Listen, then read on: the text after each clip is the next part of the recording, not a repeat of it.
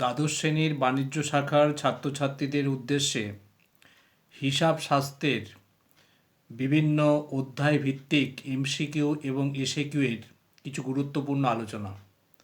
আজকের অধ্যায় অংশীদারির ভূমিকা বা ইন্ট্রোডাকশন অফ পার্টনারশিপ।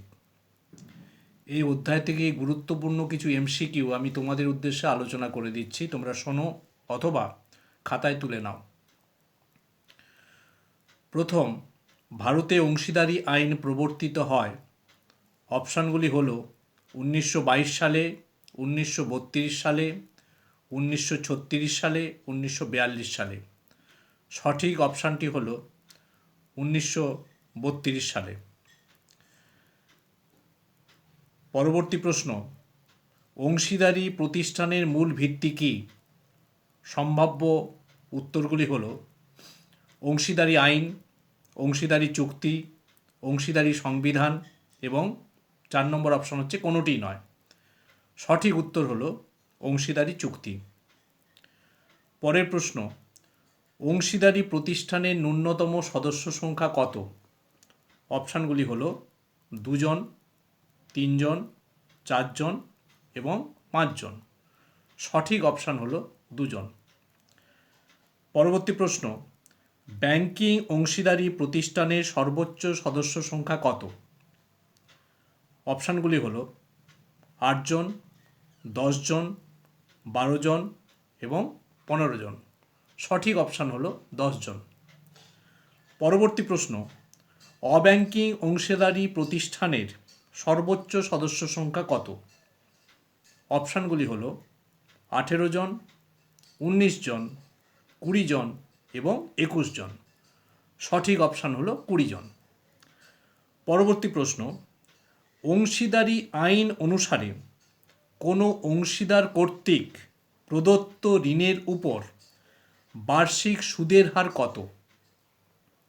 অপশানগুলি হলো 5% পার অ্যানাম, 6% পার অ্যানাম, 7% পার অ্যানাম এবং 8% পার অ্যানাম। সঠিক অপশানটি হলো 6% পার অ্যানাম। পরবর্তী প্রশ্ন, অংশীদারদের মধ্যে নিট মুনাফা বণ্টিত হয় যে হিসাবের মাধ্যমে, তা হলো অপশানগুলি লাভ লোকসান হিসাব, লাভ লোকসান বন্টন হিসাব, লাভ লোকসান সমন্বয় হিসাব এবং কোনোটি নয়। সঠিক অপশান হলো লাভ লোকসান বন্টন হিসাব, ইংরেজিতে যেটি হলো পিএল অ্যাপ্রোপ্রিয়েশন অ্যাকাউন্ট বা প্রফিট লস অ্যাপ্রোপ্রিয়েশন অ্যাকাউন্ট। পরবর্তী প্রশ্ন, অংশীদারি প্রতিষ্ঠানে লাভ লোকসান হিসাবের ঠিক পরবর্তী পর্যায়ে প্রস্তুত করা হয়। অপশানগুলি হলো লাভ লোকসান বন্টন হিসাব, লাভ লোকসান সমন্বয় হিসাব, উদ্বর্তপত্র বা ব্যালেন্স শিট। 4 নম্বর হলো কোনোটিই নয়।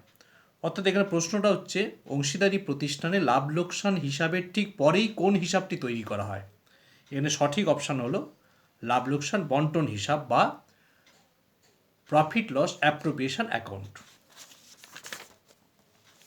পরবর্তী প্রশ্ন, অংশীদারি চুক্তিপত্রে উল্লেখ না থাকলে অংশীদারদের মধ্যে প্রতিষ্ঠানের লাভ বা লোকসান বণ্টিত হয় কোন অনুপাতে? ভালো করে প্রশ্নটা শুনতে হবে। অংশীদারি চুক্তিপত্রে যদি উল্লেখ না থাকে তাহলে অংশীদারদের মধ্যে প্রতিষ্ঠানের লাভ বা লোকসান কী অনুপাতে বণ্টিত হয় বা ভাগ করা হয়? অপশানগুলি হলো সম অনুপাতে, মূলধনের অনুপাতে, সম অনুপাতে বা মূলধনের অনুপাতে, কোনোটি নয়। এর উত্তর হলো সম অনুপাতে। পরের প্রশ্ন, অংশীদারি চুক্তিপত্রে উল্লেখ না থাকলে অংশীদার কর্তৃক উত্তোলনের উপর সুদ ধার্য করতে হয়, তার পার্সেন্টেজ কত? অর্থাৎ অংশীদারি চুক্তিপত্রে যদি কোনো কিছু উল্লেখ না থাকে, অংশীদাররা যদি ব্যবসা থেকে কোনো টাকা ড্রয়িংস করে তাহলে তার উপর কী হারে সুদ ধার্য করতে হয়? অপশানগুলি হলো 6%, 7%, 9% আর 4 নম্বর অপশান হলো সুদ ধার্যের কোনো প্রয়োজন নেই। সঠিক উত্তর হলো সুদ ধার্য করতে হয় না। পরবর্তী প্রশ্ন, হিসাব বছরের প্রতি মাসের প্রথমে অংশীদার কর্তৃক সমপরিমাণ অর্থ উত্তোলনের ক্ষেত্রে উত্তোলিত মোট অর্থের উপর সুদ ধার্য করতে হয় 6 মাসের, 6.5 মাসের, 5.5 মাসের এবং 12 মাসের। সঠিক উত্তর হলো 6.5 মাসের। অর্থাৎ মনে রাখতে হবে, অংশীদাররা যদি ব্যবসা থেকে একই পরিমাণ টাকা প্রতি মাসের প্রথমে ড্র করে, তাহলে সারা বছরে মোট যতটা টাকা ড্র করবে তার উপর 6.5 মাসের ইন্টারেস্ট ক্যালকুলেশন করতে হবে। ওকে, পরবর্তী প্রশ্ন, হিসাব বছরের প্রতি মাসের শেষে সমপরিমাণ অর্থ উত্তোলনের ক্ষেত্রে অংশীদার কর্তৃক উত্তোলিত মোট অর্থের উপর সুদ ধার্য করতে হয় 6 মাসের, 6.5 মাসের, 5.5 মাসের এবং 12 মাসের। সঠিক উত্তর হলো 5.5 মাসের। অর্থাৎ প্রতি মাসের শেষে যদি একই পরিমাণ টাকা ড্র করে অংশীদাররা, সেক্ষেত্রে সারা বছরে মোট যতটা টাকা ড্র করবে তার উপর 5.5 মাসের ইন্টারেস্ট ক্যালকুলেশন করতে হয়। পরবর্তী প্রশ্ন, অংশীদাররা বছরের প্রতি মাসের মাঝে যদি একই পরিমাণ টাকা উত্তোলন করে, সেক্ষেত্রে অংশীদার কর্তৃক উত্তোলিত অর্থের উপর কত দিনের সুদ ধার্য করতে হয় প্রতি মাসের মাঝে যদি টাকা ড্র করে? অপশানগুলি হলো 6 মাসের, 6.5 মাসের, 5.5 মাসের, 12 মাসের। সঠিক উত্তর হলো 6 মাসের। ওকে, তাহলে প্রতি মাসের প্রথমে যদি একই পরিমাণ টাকা ড্র করে, তাহলে সারা বছরে মোট যতটা টাকা ড্র করবে তার উপর 6.5 মাসের ক্যালকুলেশন করতে হবে। প্রতি মাসের শেষে হলে 5.5 মাসের এবং প্রতি মাসের মাঝে হলে 6 মাসের। ওকে, পরবর্তী প্রশ্ন, অংশীদারি চুক্তিপত্রে উল্লেখ না থাকলে অংশীদারি আইন অনুসারে অংশীদাররা বিনিয়োজিত মূলধনের উপর সুদ পায় বার্ষিক 6% হারে, 9% হারে, 10% হারে। 4 নম্বর অপশান হচ্ছে কোনো সুদ পায় না। সঠিক উত্তর হলো কোনো সুদ পায় না। অর্থাৎ অংশীদারি চুক্তিপত্রে উল্লেখ যদি না থাকে, তাহলে অংশীদারি আইনে বলা আছে যে অংশীদাররা যে মূলধন বিনিয়োগ করেন সেই মূলধনের উপর কোনো সুদ দেওয়ার প্রয়োজন নেই। ওকে, পরবর্তী প্রশ্ন, অংশীদারি প্রতিষ্ঠানের সুনাম হলো একটি আয়, একটি ব্যয়, একটি দায়, একটি সম্পত্তি। সঠিক উত্তর হলো একটি সম্পত্তি। অর্থাৎ সুনাম হলো প্রতিষ্ঠানের একটি সম্পত্তি। পরবর্তী প্রশ্ন, সুনাম হলো এক ধরনের, এই সুনাম ভিত্তিক আরেকটা এমসিকিউ, সুনাম হলো এক ধরনের স্পর্শনীয় সম্পত্তি, তরল সম্পত্তি, অলিক বা ভুয়া সম্পত্তি, ইংরাজিতে যাকে বলে ফিকটিটিয়াস অ্যাসেট। আর 4 নম্বর হচ্ছে অস্পর্শনীয় সম্পত্তি বা ইনট্যাঞ্জিবল অ্যাসেট। সঠিক অপশান হলো অস্পর্শনীয় সম্পত্তি, অর্থাৎ এটা স্পর্শ করা যায় না, টাচেবল নয়, ইনট্যাঞ্জিবল অ্যাসেট। ওকে, পরবর্তী প্রশ্ন, কারবারের সুনাম প্রভাবিত হয় ব্যবস্থাপনার দ্বারা, পণ্য বা সেবার গুণমান দ্বারা, কারবারের স্থান দ্বারা, সব কিছুর দ্বারা। সঠিক উত্তর হলো সব কিছুর দ্বারা। ওকে, পরবর্তী প্রশ্ন, অংশীদারি চুক্তিপত্রে উল্লেখ না থাকলে দুজন অংশীদার বিশিষ্ট অংশীদারি কারবারের লাভ লোকসান বন্টনের অনুপাত হবে 3:1, 1:3, 3:2 এবং 4 নম্বর অপশান হচ্ছে 1:1। আবারও বলছি, অংশীদারি চুক্তিপত্রে যদি উল্লেখ না থাকে, তাহলে দুজন বিশিষ্ট কোনো অংশীদারি কারবারের ক্ষেত্রে দুজন অংশীদারের মধ্যে লাভ লোকসান বন্টনের হার হবে 3:1, 1:3, 3:2 এবং 4 নম্বর অপশান হচ্ছে 1:1। সঠিক উত্তর হলো 1:1। কারণ আমরা আগেই বলেছি, অংশীদারি চুক্তিপত্রে যদি উল্লেখ না থাকে, তাহলে অংশীদারি আইন অনুসারে অংশীদারদের মধ্যে সমহারে লাভ লোকসান বন্টন করতে হবে। আর এখানে দুজন অংশীদার রয়েছে আর অংশীদারি চুক্তিপত্রে কোনো কিছু উল্লেখ নেই, তাহলে অংশীদার আইন অনুসারে দুজন অংশীদারের মধ্যে সমহারে অর্থাৎ 1:1 রেশিওতে লাভ লোকসান বণ্টিত হবে। ওকে, পরের প্রশ্ন, অংশীদারির মূল ভিত্তি হলো পারস্পরিক বিশ্বাস, নিবন্ধন, উভয়ই। 4 নম্বর হচ্ছে এদের কোনোটিই নয়। অংশীদারির মূল ভিত্তি হলো পারস্পরিক বিশ্বাস, অর্থাৎ 1 নম্বর অপশানটা সঠিক। পরের প্রশ্ন আরেকটা সুনাম ভিত্তিক প্রশ্ন। সুনাম হলো একটি স্থায়ী সম্পত্তি। 2 নম্বর হচ্ছে প্রকৃত সম্পত্তি। 3 নম্বর অস্পর্শনীয় সম্পত্তি। 4 নম্বর অপশান হচ্ছে এদের সবগুলি। সঠিক উত্তর হলো এদের সবগুলি। কারণ সুনাম একটি স্থায়ী সম্পত্তি, কারবার যতদিন থাকে সুনামও ততদিন থাকবে। প্রকৃত সম্পত্তি কেন না, সুনাম বাজারে বিক্রি করা যায়, সেলেবেল, মার্কেটেবল, সেই জন্য সুনাম প্রকৃত সম্পত্তি। আর 3 নম্বর অপশান হচ্ছে এটা অস্পর্শনীয়। তাই এখানে 4 নম্বর অপশানটা সঠিক হবে, অর্থাৎ সুনাম একটি স্থায়ী সম্পত্তি, প্রকৃত সম্পত্তি, অস্পর্শনীয় সম্পত্তি, এদের সবগুলি। পরের প্রশ্ন একটা অঙ্ক। কারবারের প্রকৃত মুনাফা 2 লাখ টাকা, স্বাভাবিক মুনাফা 1,50,000 টাকা হলে বর্ষগুণক 2-এর ভিত্তিতে কারবারের সুনামের মূল্যায়ন করো। এখানে হচ্ছে সুনাম মূল্যায়নের এটা অতি মুনাফা ভিত্তিক পদ্ধতিতে এটা ক্যালকুলেশন করতে হবে। অতি মুনাফা ভিত্তিক পদ্ধতিতে সুনাম ক্যালকুলেশনের সূত্র হচ্ছে অতি মুনাফা ইন্টু বর্ষগুণক। অতি মুনাফা কী করে বের করব? অতি মুনাফা হচ্ছে সুপার প্রফিট। সুপার প্রফিট কীভাবে বের করব না, প্রকৃত মুনাফা বা অ্যাকচুয়াল প্রফিট মাইনাস স্বাভাবিক মুনাফা বা নর্মাল প্রফিট। এটা করলেই বেরিয়ে যাবে অতি মুনাফা বা সুপার প্রফিট। এই সুপার প্রফিটকে বর্ষগুণক দিয়ে গুণ করলেই আমি পেয়ে যাব গুডউইলের পরিমাণ। খুব সোজা অঙ্ক। তাহলে এখানে প্রকৃত মুনাফা হচ্ছে 2 লাখ টাকা, স্বাভাবিক মুনাফা বা নর্মাল প্রফিট হচ্ছে 1.5 লাখ টাকা। তাহলে সুপার প্রফিট কত হবে? 2 লাখ মাইনাস 1.5 লাখ, তাহলে 50,000। এই 50,000কে বর্ষগুণক অর্থাৎ 2 দিয়ে মাল্টিপ্লাই করলেই পেয়ে যাব গুডউইলের মূল্য। এখানে অপশানগুলো হচ্ছে 1 লাখ, 1,50,000, 2 লাখ, কোনোটিই নয়। তাহলে এখানে সুপার প্রফিট কত ক্যালকুলেশন করো? 2 লাখ মাইনাস 1,50,000, 50,000 হচ্ছে সুপার প্রফিট। এই সুপার প্রফিটকে 2 দিয়ে গুণ করো, বর্ষগুণক হচ্ছে 2, তাহলে 50,000কে 2 দিয়ে গুণ করলে হচ্ছে 1 লাখ। তাহলে এখানে সঠিক অপশানটা হচ্ছে 1 নম্বর অপশানটাই সঠিক, অর্থাৎ 1 লাখ। এখানে সুনামের মূল্য হবে 1 লাখ। পরের প্রশ্ন, কারবারের বিগত 3 বছরের মুনাফা যথাক্রমে 55,000 টাকা, 60,000 টাকা, 65,000 টাকা এবং বর্ষগুণক 5-এর ভিত্তিতে কারবারের সুনামের মূল্য হবে 2,75,000 টাকা, 3 লক্ষ টাকা, 3,25,000 টাকা এবং 3,50,000 টাকা। এই 4টে অপশান দেওয়া রয়েছে। এটা হচ্ছে সুনাম মূল্যায়নের গড় মুনাফা ভিত্তিক পদ্ধতি।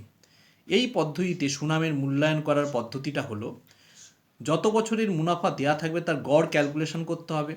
সেই গড় মুনাফাকে বর্ষগুণক দিয়ে মাল্টিপ্লাই করলেই প্রতিষ্ঠানে সুনামের মূল্যায়ন করা যাবে। এসো দেখি এখানে গড় মুনাফা ক্যালকুলেশন করি। 55,000 টাকা প্লাস 60,000 টাকা প্লাস 65,000 টাকা, 3টে যোগ করো। যোগ করে 3 দিয়ে ভাগ করলে যেটা বেরোবে সেটা হচ্ছে 60,000 টাকা। সেই 60,000 টাকাকে বর্ষগুণক দিয়ে গুণ করো 5, তাহলে 60,000 ইন্টু 5, 5 6 30, অর্থাৎ 3 লাখ টাকা।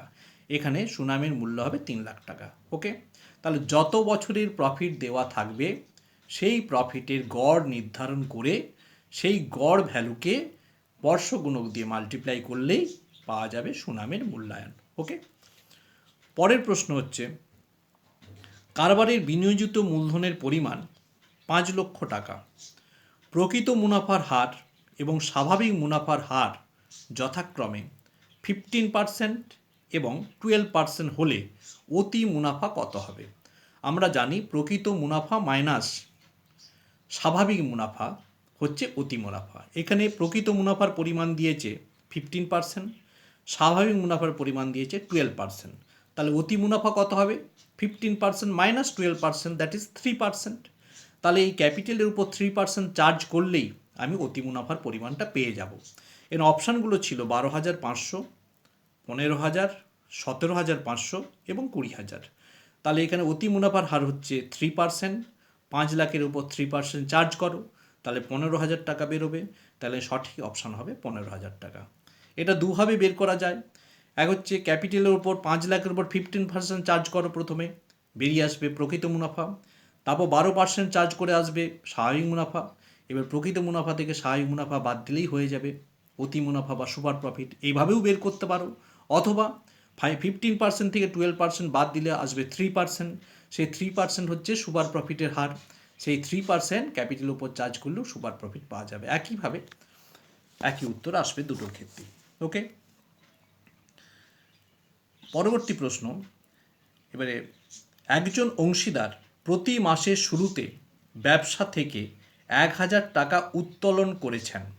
উত্তোলনের উপর বার্ষিক সুদের হার 12% হলে উত্তোলনের উপর বার্ষিক সুদের পরিমাণ কত হবে? অপশানগুলো হচ্ছে 1200 টাকা, 900 টাকা, 880 টাকা, 780 টাকা। এই চারটে অপশান দেওয়া আছে, তোমরা ক্যালকুলেশন করবে। কিভাবে ক্যালকুলেশন করবে বলে দিই। প্রতি মাসের শুরুতে ড্র করেছে 1,000 টাকা, তাহলে সারা বছরে কত ড্র করেছে? 1,000 ইন্টু 12, 12,000 টাকা। এই 12,000 টাকার উপর 12% সুদ ধার্য করবে, অর্থাৎ 12,100 দিয়ে মাল্টিপ্লাই করবে, তারপর 6.5/12 দিয়ে মাল্টিপ্লাই করবে। কেন না, আমি বলেছিলাম বছরের প্রথমে যদি টাকা ড্র করে তাহলে 6.5 মাসের ইন্টারেস্ট ক্যালকুলেশন করতে হবে। এখানে বলা আছে বছরের প্রতি মাসের শুরুতে টাকা ড্র করেছে, তাহলে সারা বছর কত ড্র করেছে? 1,000 ইন্টু 12, 12 মাসে বছর, তাহলে 1,000 ইন্টু 12 করে 12,000 টাকা হয় সারা বছরের ড্রয়িং। সেই সারা বছরের ড্রয়িংয়ের উপর ড্রয়িংয়ের ইন্টারেস্টটা চার্জ করবে 12%, অর্থাৎ 12,100। তারপরে তাকে 6.5/12 দিয়ে মাল্টিপ্লাই করবে, তাহলেই বেরিয়ে আসবে সুদের পরিমাণ কত হবে। ওকে, তাহলে উত্তরটা তোমরা ক্যালকুলেশন করে আমাকে জানিও। পরের প্রশ্ন হচ্ছে, একজন অংশীদার প্রতি মাসের শেষে ব্যবসা থেকে, এখানে কি বলেছে? প্রতি মাসের শেষে, at the end of each year, at the end of each month, প্রতি মাসের শেষে ব্যবসা থেকে 600 টাকা করে ড্রয়িং করেছে। এক্ষেত্রে উত্তোলনের উপর বার্ষিক সুদের হার 10% হলে উত্তোলনের উপর বার্ষিক সুদের পরিমাণটা কত হবে? অপশানগুলো হলো 330 টাকা, 420 টাকা, 540 টাকা এবং 610 টাকা। এখানে কিভাবে ক্যালকুলেশন করবে? একইভাবে ক্যালকুলেশন করবে। 600 টাকা ইন্টু 12, সারা বছরের ড্রয়িংটা বেরিয়ে চলে আসবে। 600 ইন্টু 12, 7,200 টাকা। সেই 7,200 টাকার উপর 10% ইন্টারেস্ট চার্জ করবে, 10/100। তারপর সেটাকে 5.5/12 দিয়ে মাল্টিপ্লাই করবে, যেটা বেরিয়ে আসবে সেটাই হচ্ছে ড্রয়িংসের উপর ইন্টারেস্টের পরিমাণ। ঠিক আছে, তোমরা ক্যালকুলেশন করে নেবে। পরের প্রশ্ন হচ্ছে, একজন অংশীদার প্রতি মাসের মাঝে ব্যবসা থেকে 500 টাকা করে ড্র করেছে। উত্তোলনের উপর বা ড্রয়িংসের উপর বার্ষিক সুদের হার 6% হলে উত্তোলনের উপর বার্ষিক সুদের পরিমাণ কত হবে? তাহলে সারা বছরে কত ড্র করেছে সেটা আগে ক্যালকুলেশন করে নাও। 500 ইন্টু 12 কত হবে? 6,000 টাকা। এই 6,000 টাকার উপর ইন্টারেস্ট রেট চার্জ করো 6%, 6/100 ইন্টু 6/100। তারপর কি করবে না, যেহেতু প্রতি মাসের মাঝে ড্র করেছে সেই জন্য 6/12 দিয়ে মাল্টিপ্লাই করতে হবে। ওকে, তাহলে এইভাবে ক্যালকুলেশন করতে হবে। পরের প্রশ্ন হচ্ছে, উত্তোলনের তারিখ উল্লেখ না থাকলে উত্তোলনের উপর সুদের পরিমাণ নির্ধারণে যে সময়কাল বিবেচনা করা হয় তা হলো, কবে টাকা ড্র করেছে সেই তারিখটা যদি উল্লেখ না থাকে তাহলে সেই ড্রয়িংসের উপর কত দিনে সুদের হার ধার্য করা হবে? এখানে অপশান হচ্ছে 3 মাস, 4 মাস, 6 মাস এবং 9 মাস। সঠিক অপশান হলো 6 মাস। অর্থাৎ উত্তোলনের তারিখ যদি উল্লেখ না, সাপোজ ধরো একটা অঙ্কে বলা আছে যে কোনো একজন পার্টনার 6,000 টাকা ড্র করেছে, কিন্তু ড্রয়িংসের কোনো তারিখ উল্লেখ নেই, তাহলে ওই ড্রয়িংসের উপর 6.5 মাসের ইন্টারেস্টটা ক্যালকুলেশন করতে হবে, যেহেতু তারিখ উল্লেখ নেই। ঠিক আছে, পরের প্রশ্ন হচ্ছে, কারবারের বিগত 3 বছরের মুনাফার পরিমাণ। এ ধরনের অঙ্ক আমি আগেও করেছি, আরেকটা বলে দিই। কারবারের বিগত 3 বছরের মুনাফার পরিমাণ যথাক্রমে, তোমরা খাতায় ক্যালকুলেশন করো, কারবারের বিগত 3 বছরের মুনাফার পরিমাণ যথাক্রমে 20,000 টাকা, 25,000 টাকা এবং 35,000 টাকা। বর্ষ গুণক 2 হলে সুনামের মূল্য কত হবে? একই পদ্ধতি, আবার বলছি, 3 বছরের যে প্রফিট বলা আছে, এই 3 বছরের প্রফিটের গড় ক্যালকুলেশন করো, গড় প্রফিট কত? তাহলে 20,000 প্লাস 25,000 প্লাস 35,000/3 করলে গড় মুনাফা বেরিয়ে আসবে। এই গড় মুনাফাকে 2 দিয়ে গুণ করলেই সুনামের মূল্যায়ন করা যাবে। ওকে, এখানে অপশানগুলো ছিল 50,000 টাকা, 53,000 টাকা 58,000 টাকা এবং 62,000 টাকা। তোমরা সঠিকভাবে ক্যালকুলেশন করে বলো যে সঠিক অপশান কোনটা। পরের প্রশ্ন, কারবারের ওই একই অতি মুনাফা ভিত্তিক পদ্ধতি। কারবারের প্রকৃত মুনাফা 70,000 টাকা, স্বাভাবিক মুনাফা হচ্ছে 45,000 টাকা, বর্ষ গুণক 5 হলে সুনামের মূল্য কত হবে? এখানে কি করতে হবে না, অ্যাকচুয়াল প্রফিট থেকে নর্মাল প্রফিটটা বিয়োগ করতে হবে। অ্যাকচুয়াল প্রফিট হচ্ছে 70,000 টাকা, নর্মাল প্রফিট হচ্ছে 45,000 টাকা। তাহলে বিয়োগ করলে যেটা আসবে 25,000 টাকা, সেটা হচ্ছে সুপার প্রফিট। এই সুপার প্রফিটকে 5 দিয়ে অর্থাৎ বর্ষ গুণক বা ইয়ার্স পারচেস 5 দিয়ে মাল্টিপ্লাই করলেই বেরিয়ে আসবে আমার সুনামের মূল্য। অপশানগুলো কী ছিল? 1,00,000 টাকা, 1,25,000 টাকা, 1,50,000 টাকা এবং 1,75,000 টাকা। সঠিক অপশান হলো 1,25,000 টাকা। ওকে, পরবর্তী প্রশ্ন, কারবারের প্রকৃত মুনাফা 30,000 টাকা এবং অতি মুনাফার পরিমাণ 10,000 টাকা হলে স্বাভাবিক মুনাফার পরিমাণ কত হবে? এখানে ইকুয়েশন হচ্ছে অতি মুনাফা সমান প্রকৃত মুনাফা মাইনাস স্বাভাবিক মুনাফা। তাহলে এখানে অতি মুনাফার পরিমাণ বলে দেওয়া আছে এবং স্বাভাবিক মুনাফার পরিমাণ বলে দেওয়া আছে।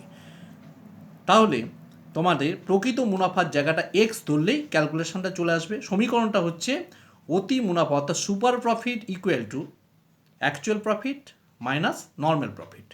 তাহলে তোমাদের স্বাভাবিক মুনাফার পরিমাণটা বলে দেওয়া আছে, ওটা 17,000 টাকা বসিয়ে নেবে। সুপার প্রফিটের পরিমাণ 10,000 টাকা বলা আছে, ওখানে 10,000 টাকা বসিয়ে নেবে। কিন্তু যেটা বলা নেই সেটা হচ্ছে নর্মাল প্রফিট, তোমার অ্যাকচুয়াল প্রফিটের পরিমাণ বলা নেই, সেটাকে এক্স ধরে নেবে। তাহলে এক্সের মানটা ওই সমীকরণ থেকে বেরিয়ে আসবে, সেটাই হয়ে যাবে তোমাদের অ্যাকচুয়াল প্রফিটের পরিমাণ। ওকে, আরেকটা প্রশ্ন, কারবারের সুনামের উপর প্রভাব বিস্তার করে, অলরেডি একটা প্রশ্ন আলোচনা করেছি, আরেকটা করে দিই। কারবারের সুনামের উপর প্রভাব বিস্তার করে, অপশান তো অনেক হতে পারে। আরেকটা প্রশ্ন সেট করলে এইরকম হবে, বিক্রিত পণ্যের দাম, বিক্রিত পণ্যের মান, কারবারের আয়তন, এদের সবগুলি। সঠিক অপশান হচ্ছে এদের সবগুলি। অর্থাৎ যে পণ্যটা বিক্রি করছি তার মান যদি ভালো হয় সেটাও প্রতিষ্ঠানের সুনামকে বাড়াবে, তার দাম যদি ন্যায্য হয় সেটাও প্রতিষ্ঠানের সুনামকে বাড়াবে, আর কারবারের আয়তন যদি বড় হয় সেটাও কারবারের সুনামকেই বাড়াবে। সুতরাং এই সবগুলোই কিন্তু, সব অপশানগুলোই কিন্তু কারবারের সুনামের উপর প্রভাব বিস্তার করে। ওকে, তাহলে প্রথম অধ্যায় ছিল ইন্ট্রোডাকশন অফ পার্টনারশিপ, পার্টনারশিপের ভূমিকা। সেখান থেকে মোটামুটি সম্ভাব্য আমি কিছু এমসিকিউ আলোচনা করে দিলাম এবং পরবর্তী পর্যায়ে এই অধ্যায় থেকে আমি এসিকিউ আলোচনা করব। ওকে, ধন্যবাদ।